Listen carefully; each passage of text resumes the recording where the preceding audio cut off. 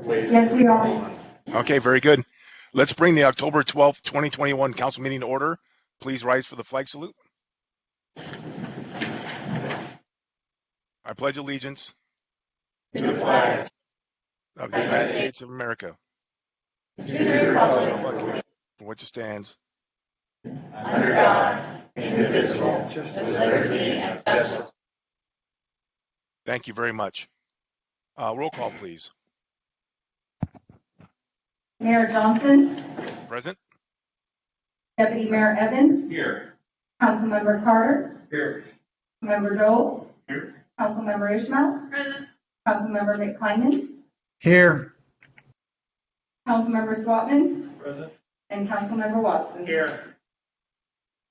Rick, welcome everyone. I see no agenda modifications. We do have one announcement. Sadie? Oh. Excuse me, Mr. Mayor, I would like Yes. to remove A, B, We Oh, well, yeah, I'll be doing that. I'll be doing that at consent agenda time. Yes. Okay, great, thanks. So, Sadie, item 1. Motion AB 21-144. The council motion would be to ratify the mayor's appointment of Jennifer Turner to the Arts Commission. So moved. Seconded. Second. Any discussion? All in favor say aye. Aye. Opposed? Thank you very much. We have no public hearing. Citizen comments. This is your chance to speak to the city council on matters of city business. State your name and address for the record. You have 5 minutes. And John, I'll rely on you to let me know. We have Mr. Decker coming to the podium. Very good. Thank you.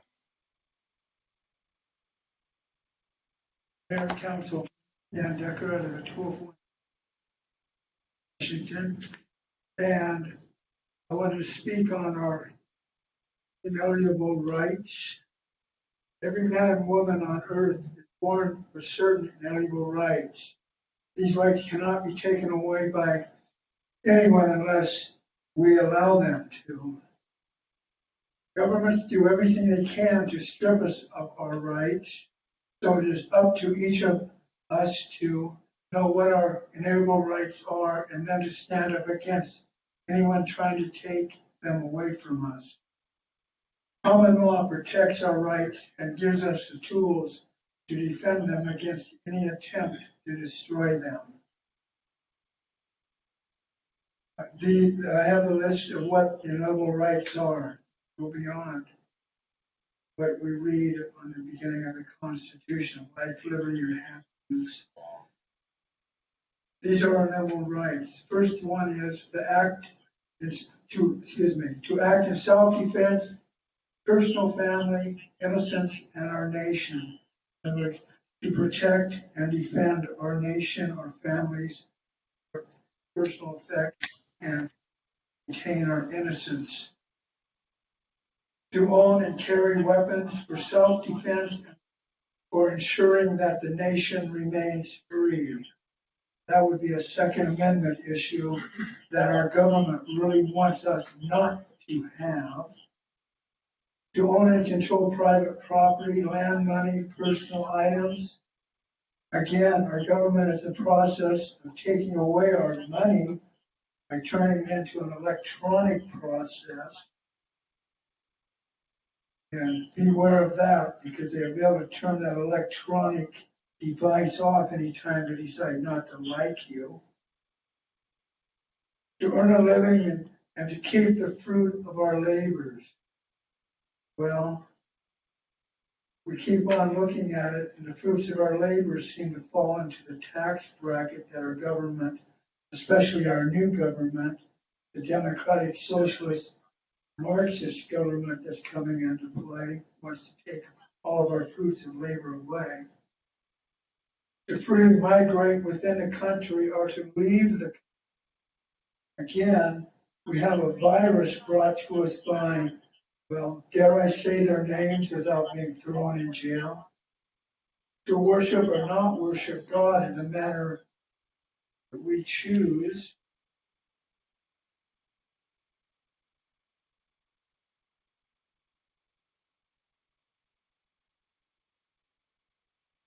associate with or disassociate from any person or group, that's very easy to do sometimes.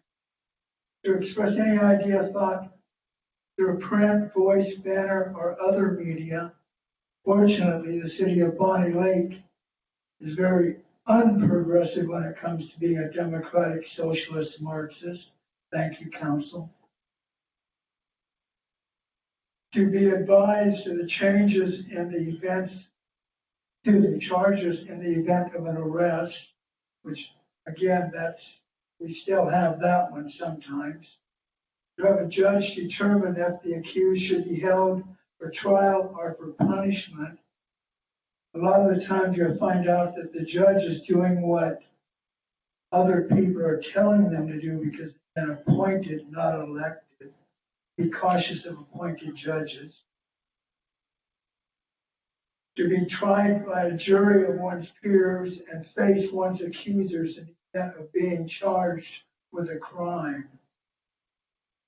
Fortunately, that one still is in existence. To be tried by a jury of one's peers in the event of a suit in which the disputed amount is substantive. I believe that's over $5,000. That number changes. To suffer no cruel or unusual punishment. Well, there is an issue going right now as because of January 6th invasion, somebody said, of our capital. There are many people being held as domestic terrorists. People have gone to their school boards and said things like, we don't like what's going on. And then all of a sudden, people that came forward at the school boards became domestic terrorists. Decker, Let me catch two more. you're at 5 minutes. Pardon me? It's been 5 minutes. 5 minutes? Okay, well, I have two more. And to abolish said government when it becomes destructive of these rights. That's the most important one. So please, people, pay attention to your inalienable rights. Thank you, Mr. Decker. Anyone else for citizen comments? John, I don't see anyone. That's correct, Mr. Mayor, no one. Okay, very good. Correspondence, Sadie, I think you mentioned you had no correspondence. Correct. Okay, very good. Thank you. Council committee reports. We have Finance Committee, please. Mr. Mayor, Finance Committee met tonight at 5 o'clock. DecuTime Software, we did a personnel update. Was a recruitment update as of today. We have a pre-employment process with 3 site assistants for recreation. We have a community service officer position that's open. Interviews held for 6 candidates, and the civil service list was certified yesterday. Each interview is the next process.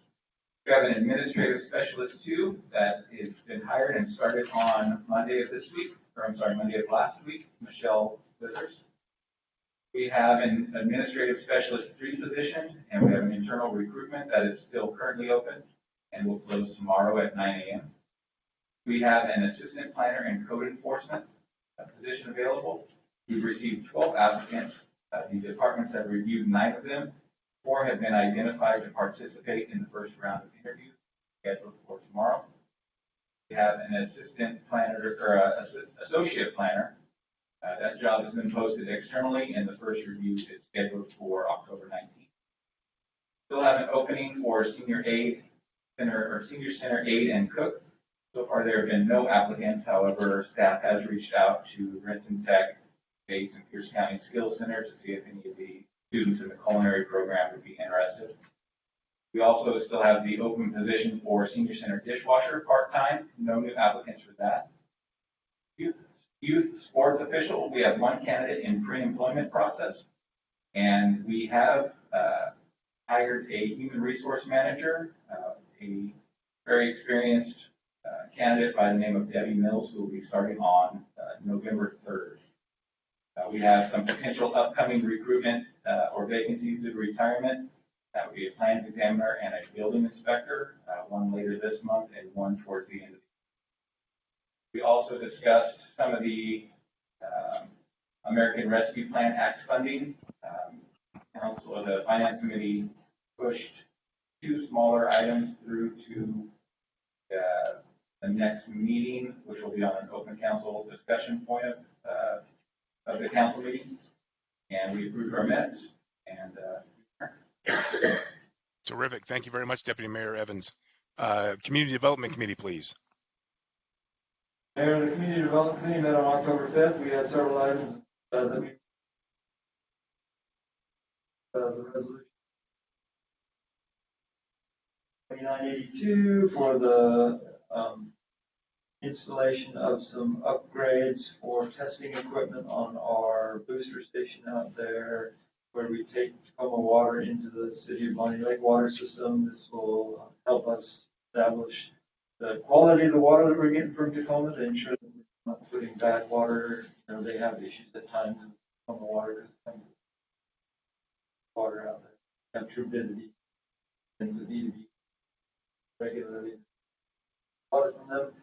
Also, an ordinance with the zoning map amendments that's been tabled. Well, it wasn't really tabled to get to it in time in that committee meeting, so that's moved from the council so that we moved that one forward a little bit there. We did not discuss that one. Resolution for the on-call consulting services for planning and building. As we know that there's been a lot of movement, employment around in the city. So this is just a contract so that we could call them if we need to, type of thing. So if we're needing that services, we could call them. That was moved forward, recommended for approval. Also, discussion about a budget amendment for the AMR software, which basically is software that tracks all your meter readings from your water system and able to charge customers. We have a kind of an older version of that. We're moving forward, getting positioned to be able to do monthly billing, as opposed to right now what we end up with is a billing system where we have, only read every other month kind of situation where people are extraordinarily large bills already, and it makes it look, when they get the bill, it's not apparent to the user that it's for 2 months. So that can be pretty extraordinary in the summertime. Hopefully that'll help them budget a lot better.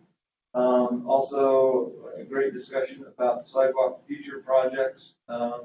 There's, of course, pieces of missing sidewalk out there and different sidewalks need to be in areas. So that discussion is happening about which ones, how to prioritize those and stuff forth. Once we get that all kind of worked out, we probably move that forward to the council workshop for council's blessing on those projects move forward.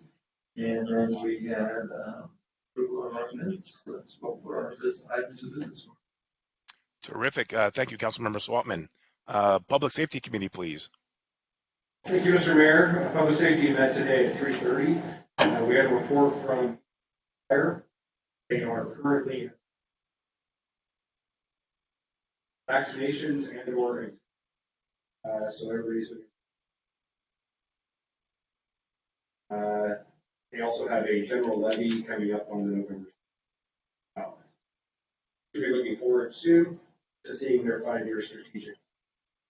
We have a report from Public Safety Jeter. They're very busy and getting busier, it seems, but they aren't fully staffed. So they'll be when back from the academy, except that now they are down to records. And then they have CSO interviews tomorrow. We have 3 very good candidates. Our business and action items are Resolution 2986, Washington Traffic Safety Commission Interagency Agreement, which is essentially extra patrols that are done, and that's on our consent agenda. We have a discussion item in regards to additional software to Cities Digital, and that's basically moving it from paper to the news that will be coming up October 26th. We approved our minutes, and that was our meeting. Terrific. Thank you, Councilmember Carter. Any other reports? I don't see any. The consent agenda, we have one item to remove to put on full council, which is item D, that the request of Councilmember Clymans. So that'll be on full council. Other than that, is there a motion to approve the consent agenda? Move.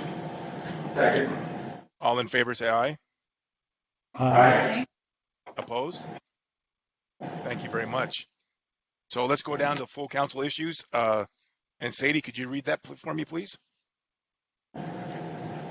This is item AB 21-125, Resolution 2977. Council motion would be, a resolution of the City Council authorizing the mayor to sign a sales agreement with Axon to purchase body-worn cameras and tasers. Move. Is there a second? Yes, second. All right. Councilmember Clymans, I'll turn it to you. Yeah, I wanted to make sure I understood that this was a result of the state legislation and that the funding in there was from the state. And I wanted to understand if we don't approve this, what the results would be. John or Chief? Yes, Councilmember Clymans, the money does not come from the state. This would be a 5-year payment plan. It's a 5-year lease of the cameras and tasers. This year we received approximately $80,000, right in there, right, Sherry, from the legislature for the impacts of legislation. So this year would be paid for. In years 2 through 5, we had budgeted in our biennial budget $40,000 for taser replacement. So the extra $28,000-ish would have to come out of the general fund to pay the balance of this. And if this is not purchased, there really is no economic sanctions. It's just, to me, it's a safety issue. If our officers don't have the ability to record our interactions with the public, it makes us less safe. And there are, in January of 22, there is legislation with regards to audio and videotaping interrogation of adults in a custody setting that are for felonies, or all interrogations with juveniles in a custody setting. So we would have to use our cell phones or find some other means to videotape these interactions, which isn't very efficient. And we wouldn't have it wouldn't be as easy to share that video with the prosecutors and with other police agencies. So this would include software, the Axon software, that we could get the videos uploaded and get it to the prosecutor and to those people. The officers wouldn't have to worry about having a cell phone in their hands to video, again, making it more safe for our officers to interact. There are certain triggers with these cameras that automatically turn on that you don't have with the cell phone. So we would be capturing certain things. Again, there's no legislative mandate that we have body cameras, quote unquote, but with the sanctions that we have to, or with the language that says we have to videotape interrogation, in my opinion, it's a de facto body camera bill. Just they're not saying that body cameras are required. Does that answer your question? It does. Thank you. It was very thorough.